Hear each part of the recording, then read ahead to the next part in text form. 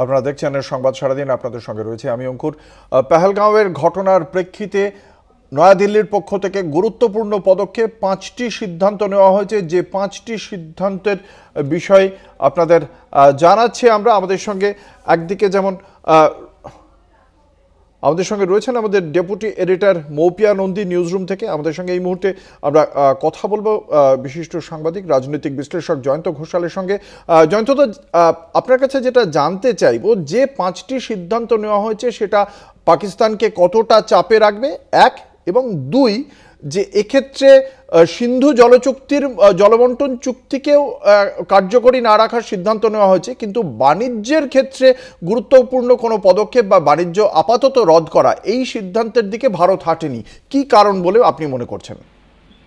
দেখো অঙ্কুর, প্রথম কথা হচ্ছে যে এই যে 5টা সিদ্ধান্ত, এই সিদ্ধান্তটা হচ্ছে কিন্তু যে ঘটনাটা ঘটেছে সেই ভয়াবহ ঘটনার প্রেক্ষিতে এটা একটা কূটনৈতিক একটা চাল, এটা করতেই হয় বিদেশ মন্ত্রককে। তার কারণটা হচ্ছে কাশ্মীরের যে অভ্যন্তরীণ যে দুর্বলতা এবং বিদেশ নীতিও কিন্তু এখন বেশ বড় একটা চ্যালেঞ্জের মুখে পড়েছে। সুতরাং offence is the best way of defence, কূটনীতিতে বলে।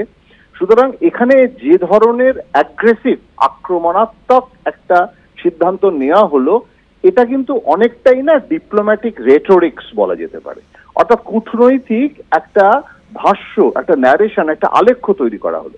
প্রথম কথা হচ্ছে যে পাকিস্তানের সঙ্গে তো ভারতের কূটনৈতিক সম্পর্ক বেশ কয়েক বছর ধরে কার্যত নেই। তার কারণ দুটো দেশে হাই কমিশনারই নেই, এবং Ajay Bisaria was the last high commissioner যে ভারতের পক্ষ থেকে ইসলামাবাদে পোস্টেড ছিলেন। তাকে পাকিস্তান তাড়িয়ে দেয়, এবং তখন ভারতও এখানে যে পাকিস্তানের হাই কমিশনার ছিল, কোনো হাই কমিশনারই নেই, ডেপুটি হাই কমিশনার ছিল তাও নেই, 3টে অ্যাটাশে যারা রয়েছে তাদেরকেও তাড়িয়ে দেওয়া হলো। সুতরাং এটা বলা যেতে পারে কূটনৈতিক সম্পর্কটাকে উদ্ধার করার জন্য কিন্তু পাকিস্তান প্রস্তাব দিয়েছে। যখন জেনারেল বাজওয়া সেনা প্রধান ছিলেন, সেই সময় যখন নওয়াজ শরীফের ভাই শাহবাজ শরীফ, এখনো তিনি প্রধানমন্ত্রী, তখন এই প্রস্তাবটা দেয়া হলো। এবং তখন অনেকে বলেছিল, অজিত ডোভাল তো জেনারেল বাজওয়ার সাথে ঘনিষ্ঠ যোগাযোগও রাখছিলেন, কথাবার্তা চলছিল, এবং তখন কিন্তু একটা প্রস্তাব ছিল যে এই সময় কথা বলে নেওয়াটা ভালো। যেটা তুমি বলছিলে না, যে বাণিজ্য নিয়ে নওয়াজ শরীফের পার্টি শাহবাজ শরীফ, এখন ওরা কিন্তু পাঞ্জাবের দল, সুতরাং ওরা মুসলিম লীগ, ওদের যেটা পাঞ্জাব। এখন এই যে পাকিস্তান মুসলিম লীগ, এবং সেটা হচ্ছে পাঞ্জাবে, ওরা না ট্রেড ফ্রেন্ডলি পার্টি। ওরা নওয়াজ শরীফ বরাবরই সবসময় ভারত এবং এর ব্যবসা করতে চায়। নওয়াজ শরীফ রীতিমতো লন্ডনে যখন ছিল তখন ভারতের সাথে যোগাযোগ, এখনো কিন্তু একটা track two relationship Nawaz Sharif রাখেন।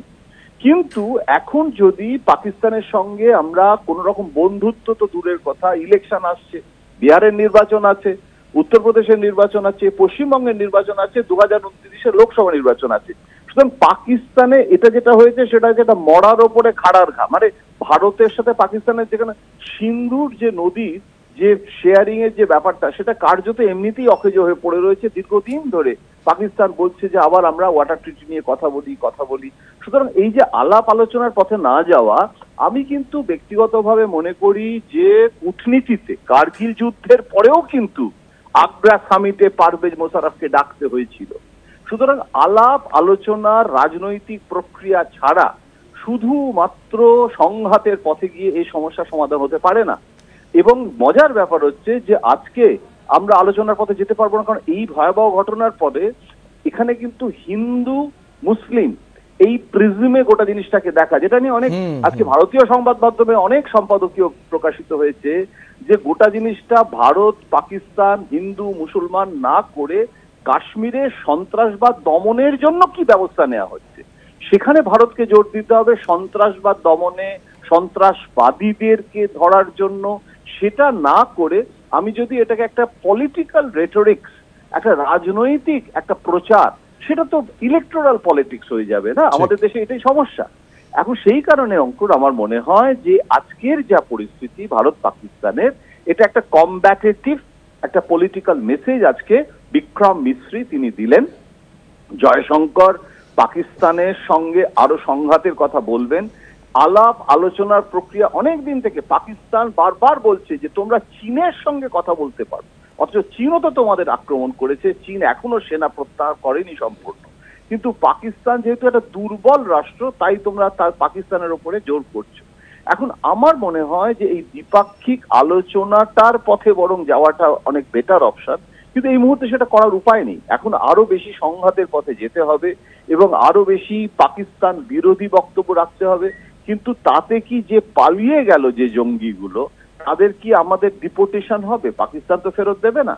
আমরা বালুচিস্তানের যে ঘটনা বলি কিছুদিন আগে হয়েছে, সেটা তো পাক সেনা প্রধান কিছুদিন আগেও বলেছে যে বালুচিস্তানে ভারত গোয়েন্দা সংস্থারা এগুলো করছে, তাদের অভিযোগ, এবং তার বদলা নেওয়ার জন্য পাকিস্তান করবে।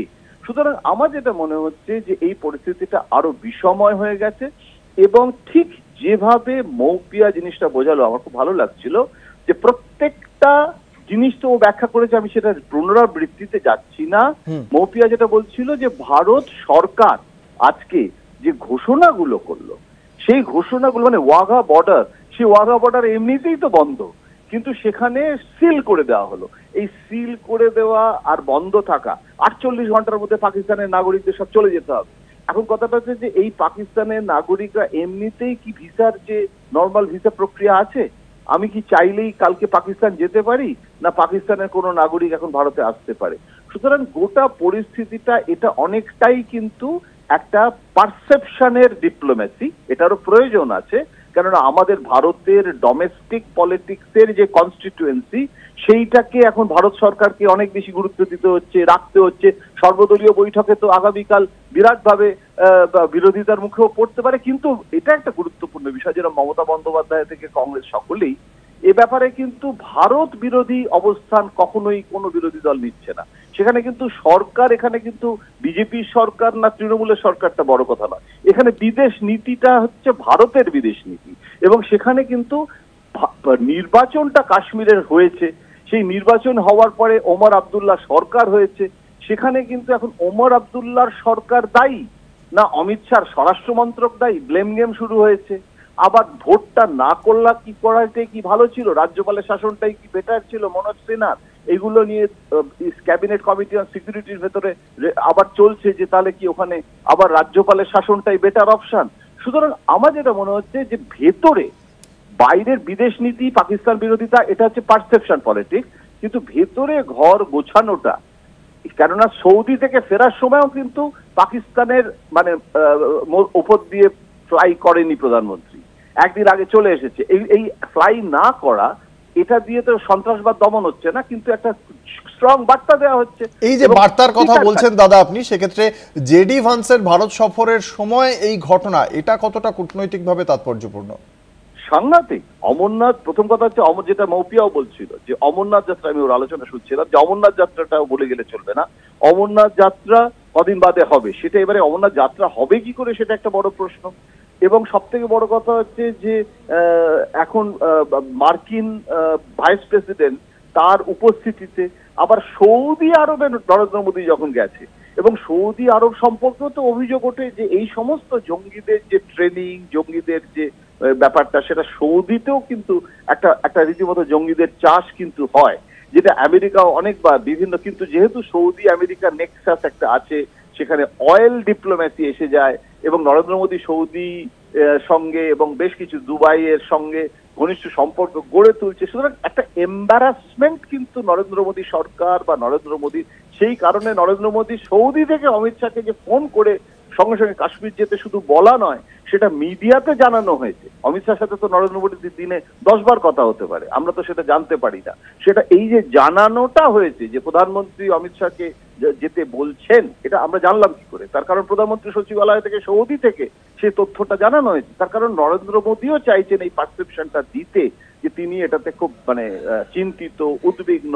সুতরাং এখন এটাই আমার কাছে, আমার শুধু একটাই জিনিস মনে হচ্ছে অঙ্কুর, যে এটা যেন নির্বাচনী রাজনীতির দাস হিসেবে হিন্দু মুসলিম কার্ড এবং এই প্রিজমে না গিয়ে সত্যি সত্যি সিরিয়াসলি, যখন কার্গিল হয়েছিল, আমি বারবার বাজপেয়ী আডবাণীর সময় থেকে দেখছি যে যখনই কোনো পাক সন্ত্রাস হয়, তখন বিজেপি সেই সন্ত্রাস দমনের পথ যেটা, সেটা তো একটা খুব সিরিয়াস পথ, যেটা সুব্রমণিয়াম কমিটি তৈরি হয়েছিল কার্গিল যুদ্ধের পর, 4টে টাস্ক ফোর্স, তাদের কত রেকমেন্ডেশন, সেই রেকমেন্ডেশন গুলো পালন হলো কি হলো না সেটা নিয়ে কোনো আলোচনা হয় না।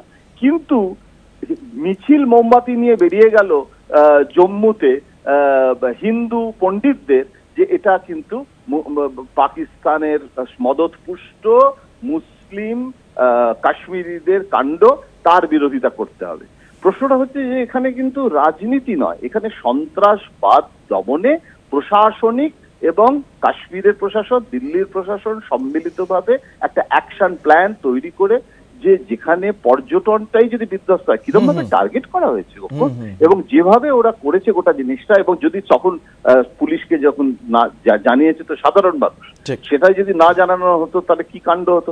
সুতরাং আমার যেটা মনে হচ্ছে যে এটা আরো অনেক জটিল, একটা অনেক স্তর আছে, জিনিসটা এত ওভার সিম্পলিফাইড নয়। এবং তুমি যেমনটা বলছো যে এমন একটা পরিস্থিতিতে হয়েছে যখন আমাদের জন্য খুব এম্বারাসমেন্ট, যখন প্রতিবেশী রাষ্ট্রগুলোর সঙ্গে সম্পর্ক অধঃপতিত হয়েছে, যেখানে চীন তার বিরাটভাবে, এবং বাংলাদেশ, আর কদিন বাদে বাংলাদেশের পরিস্থিতি আরো ঘোরালো হয়ে উঠতে পারে। বাংলাদেশে পাক জঙ্গিরা পাকিস্তানের তারা যাচ্ছে, পাকিস্তান ওখানে ISI এর চিফ ঘুরে এলো বাংলাদেশে। সুতরাং আমাদের আবার পশ্চিমবঙ্গে নির্বাচন আসছে। সুতরাং আমার শুধু একটাই ভয় হচ্ছে যে হিন্দু সংখ্যালঘুদের ওপর অত্যাচার বাংলাদেশ বা কাশ্মীরে, এইটাকে ইস্যু করে নির্বাচনী রাজনীতির দিকে বিজেপি আরো বেশি এগিয়ে যাওয়ার থেকে আমি চাইবো যে এটা সন্ত্রাসবাদ দমনে কূটনৈতিক এবং প্রশাসনিক ব্যবস্থার দিকে যদি মানে বিজেপি সরকার এগোতে পারে, তবে সেটা আমাদের কাছে অনেক বেশি কাঙ্ক্ষিত হবে। অঙ্কুর, অসংখ্য ধন্যবাদ দাদা। আমরা কথা বলছিলাম বিশিষ্ট সাংবাদিক জয়ন্ত ঘোষালের সঙ্গে। আমাদের সঙ্গে নিউজরুম থেকে রয়েছেন আমাদের ডেপুটি এডিটর মৌপিয়া নন্দী। মৌপিয়া, জয়ন্তদা যে কথা বললেন তুমিও শুনলে, এক্ষেত্রে একটা বিষয় মনে হচ্ছে জয়ন্তদার বক্তব্য যে সেক্ষেত্রে এই সিন্ধু জলবন্টন চুক্তি প্রায় না হওয়ার মতো, ফলে এটা কতটা ধাক্কা দেবে, এক। দুই হচ্ছে গিয়ে ভিসার ক্ষেত্রেও এখনও যে সমস্ত বিধিনিষেধ রয়েছে সেই ক্ষেত্রে নরেন্দ্র মোদী সরকার, চৌকিদারের সরকার, সেক্ষেত্রে কি খুব বড় কোনো, যেটা বারংবার বলা হচ্ছিল ঘর মে ঘুষকে মারেঙ্গে, এই ঘর মে ঘুষকে মারার মতো এত বড় কোনো সিদ্ধান্ত কি আজকে প্রাথমিকভাবে নেওয়া হলো, নাকি সেটার জন্য আরো খানিকটা সময় নিচ্ছে মন্ত্রিসভা? কি মনে হচ্ছে? দেখো অঙ্কুর, এই কথা বলাই বাহুল্য যে তুমি যেটা বলছো যে ঘর মে ঘুষকে মারেঙ্গে, এরকম কোনো পদক্ষেপ যে এখনো পর্যন্ত নেওয়া হয়নি, বা আমরা যদি দেখি যে সার্জিক্যাল স্ট্রাইক বা যে বালাকোট এয়ার স্ট্রাইক, তার মতো ঘটনা কিন্তু এখনো পর্যন্ত তার মতো পদক্ষেপ নেওয়া হয়নি। অর্থাৎ সশস্ত্র বাহিনী নিয়ে একটা প্রত্যাঘাতের পথে যাওয়ার মতো পদক্ষেপ যে এখনো নেওয়া হয়নি সেটা স্পষ্ট। এবং এক্ষেত্রেও যেটা আমাদের মনে রাখতে হবে যে সার্জিক্যাল স্ট্রাইক বা বালাকোট এয়ার স্ট্রাইকও যখন হয়েছিল, সেই স্ট্রাইকের পর সেই তথ্য বাইরে এসেছিল। কাজেই এই সম্পর্কে কোনো ভাবনা চিন্তা রয়েছে কিনা, বা আদৌ সেই ধরনের কোনো পদক্ষেপের পথে যাওয়ার ব্যাপারে ভাবনা চিন্তা হচ্ছে কিনা, এই সম্পর্কে এখনো পর্যন্ত কোনো ক্লু নেই, ক্লু থাকার কথাও নয়। কিন্তু যেটা তাৎপর্যপূর্ণ যে আজকে প্রতিরক্ষা মন্ত্রী রাজনাথ সিং, তার যে বক্তব্য, তার যে উত্তর দেওয়ার যে আশ্বাস, এবং আজকে বিক্রম মিস্ত্রির এই সংক্ষিপ্ত ব্রিফিংয়ে যেখানে বলা হলো যে সবকটা ফোর্সকে হাই অ্যালার্টে থাকা হয়েছে এবং বলা হয়েছে টু মেনটেন হাই ভিজিল, এর মধ্যে কোনো অন্তর্নিহিত বার্তা রয়েছে কিনা সেই সম্পর্কে চর্চা চলতে পারে। কিন্তু এই সম্পর্কে নির্দিষ্টভাবে কোনো তথ্য খুব স্বাভাবিকভাবে প্রত্যাশিতভাবেই এখনো পর্যন্ত নেই। এবং একই সঙ্গে আরও যেটা ইন্টারেস্টিং, এই যে জিরো টলারেন্সের প্রসঙ্গ, সেটা বিক্রম মিস্ত্রি, সন্ত্রাসবাদ প্রসঙ্গে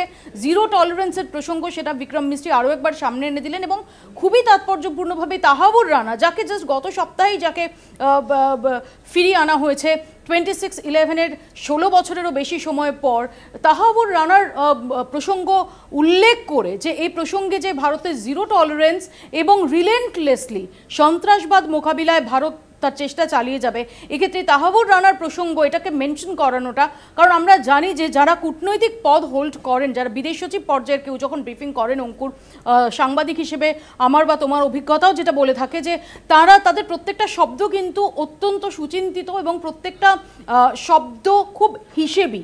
কাজে সেখানে দাঁড়িয়ে তাহাবুর রানার প্রসঙ্গ উল্লেখ করাটা, সেটা যে জাস্ট বলার জন্য বলে ফেলা এরকমটা ভাবার কোনো কারণ নেই। এখানে প্রত্যেকটি উদাহরণ বা প্রত্যেকটি প্রসঙ্গ প্রসঙ্গ যেটা আনা হয়েছে সেগুলো অত্যন্ত কূটনৈতিক একটা স্ট্রাকচারের মধ্যে সেটা পেশ করা হয়েছে। অঙ্কুর, একেবারেই যে কথা জানাচ্ছেন আমাদের ডেপুটি এডিটর অত্যন্ত গুরুত্বপূর্ণ, এবং সেই সঙ্গে সঙ্গে আরেকটি গুরুত্বপূর্ণ বিষয় উঠে আসছে যে ঠিক এই সময়টাকে কেন বেছে নিল এই জঙ্গি সংগঠন টিআরএফ, এবং যেখানে মার্কিন ভাইস প্রেসিডেন্ট জেডি ভান্স এই মুহূর্তে ভারত সফর করছেন, ঠিক সেই সময় এই ঘটনা ঘটছে।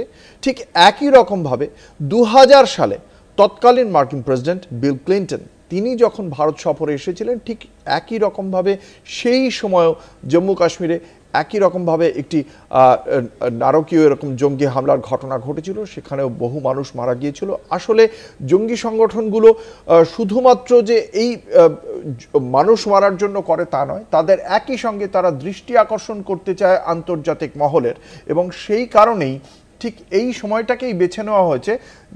যেরকমভাবে 2000 সালে বিল ক্লিন্টনের সফরের সময় ঘটনা ঘটেছিল, একই রকমভাবে জেডি ভান্স মার্কিন ভাইস প্রেসিডেন্ট তিনি যখন ভারত সফর করছেন তখন এই হামলা হলো, যাতে জেডি ভান্সের সফরের সময় ঘটনা ঘটলে গোটা বিশ্বের নজর এসে পড়বে এই পেহেলগাঁওয়ের ওপর, এই ঘটনার ওপর, এবং টিআরএফ যে এই ঘটনাটি ঘটিয়েছে তাদের মতো একটি জঙ্গি সংগঠন যে এই ঘটনাটি ঘটিয়েছে সেই ঘটনার উপর নজরটা এসে পড়বে, এবং সেক্ষেত্রে খুব স্পষ্টভাবে এই বিষয়টিও ছড়িয়ে পড়বে যে এখানে টিআরএফ যে বক্তব্যটি রেখেছে বলে বারবার যেটা আমরা এখনো পর্যন্ত জানতে পারছি, নাম জিজ্ঞাসা করে তারপর তাদেরকে একে একে হত্যা করা হয়েছে, এই বিষয়টিও কিন্তু ছড়িয়ে দিতে চাইছে ওই জঙ্গি সংগঠন।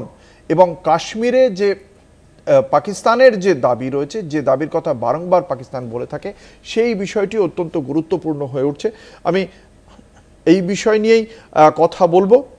আপনাদের জানিয়ে রাখি, ইতিমধ্যেই এই ঘটনার প্রেক্ষিতে 5টি সিদ্ধান্ত নেওয়া হয়েছে, যে 5টি সিদ্ধান্ত আজ ঘোষণা করা হয়েছে, যে সিদ্ধান্তের কথা বিশদে ব্যাখ্যা করলেন আমাদের ডেপুটি এডিটর। আমরা আবারও এই আলোচনায় ফিরে আসছি সর্বশেষ আপডেট নিয়ে একটা ছোট্ট বিরতির পর। সঙ্গে থাকুন।